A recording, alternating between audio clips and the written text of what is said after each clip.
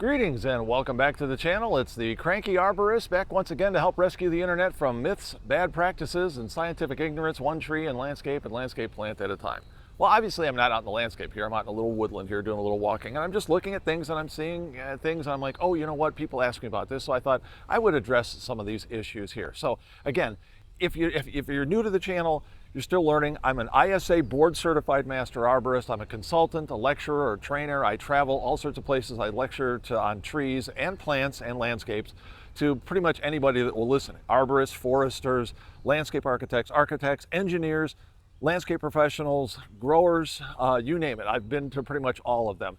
I also owned a premium services landscaping company for 20 years. So I know landscapes, I know trees. I've been around them for a quarter century. So I thought, well, I'm out here, I'm like, this is just such a beautiful honking tree, just absolutely gorgeous, absolutely love it. And you know what, we're seeing less and less of these because more and more people are afraid of big trees, which they shouldn't be. I'll do a video on why maybe you should not be afraid of big trees for, you know, later on. But lots of things. So I wanted to come and show this, like, this is so gnarly, it's so cool. There's all sorts of things that go on, but I wanted to show you this, and I want to look like, what the heck is this? Is this a tree wart? All right, fine, haha. Everybody thinks they're funny on the internet, I get that. I'm tripping over stuff. And again, just as a reminder, these are unedited, unscripted videos, so if I trip and fall, camera's going down with me and you get a little more extra added entertainment and I get wet. But I wanted to point this out to you. This is what's known as a burl, B-U-R-L. And the cool thing is, and this has been my experience over the decades working with nature, is the more I learn about nature, the dumber I feel.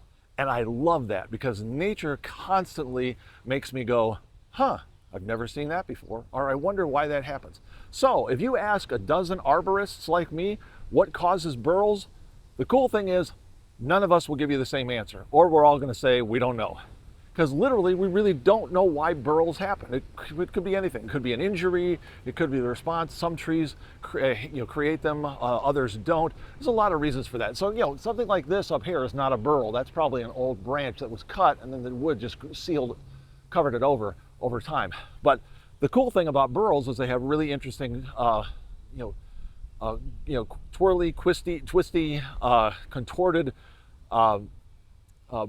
bark or wood grain in there. So they're actually very cool, and people will actually use burls from trees to make handles for pens and knives and firearms and things like that. The problem is, really, they're not harmful to the tree. What's harmful to the tree is the knucklehead that comes here with a chainsaw and cuts that off so he can take it, sell it to somebody, or make woodworking. So don't do that. You don't want to make injuries to trees, especially right on the trunk. That's not good. But the cool thing is nobody really knows what causes burls, and they're just really awesome. So just enjoy nature for being the oddity that it is sometimes. And again, I can't figure out nature, and that's what makes my job so interesting, because every day, every neighborhood, every tree that I look at, there are similarities, but they're all different. Kind of like human beings. We're all kind of the same, but we're all absolutely different. So it's the same on trees. So just enjoy the variations of what happens in nature. And again, if you really have a question, call an ISA certified arborist. I'm always recommending that because there's a difference between arborist and dude that works on trees. A tree doctor versus a tree undertaker, someone who just cut things off and cuts things down. So do that. And if you want to find an arborist in your area, you can. You can actually go to a website. It's treesaregood.org. Treesaregood.org. And it's a website hosted by the International Society of Arboriculture. You can go on there and put in your zip code, and a list of arborists in your area will come up with all sorts of various types of qualifications. So anyway, thanks for joining me, and join me for burl the tree here. So this is burl oak as opposed to burl ives, I guess. So thanks for joining me. Again, just enjoying nature, trying to share as much of the knowledge and my experiences with people so we can make better decisions for our trees, and then I won't be quite so cranky. So thanks for joining me, and I will see you on the next episode.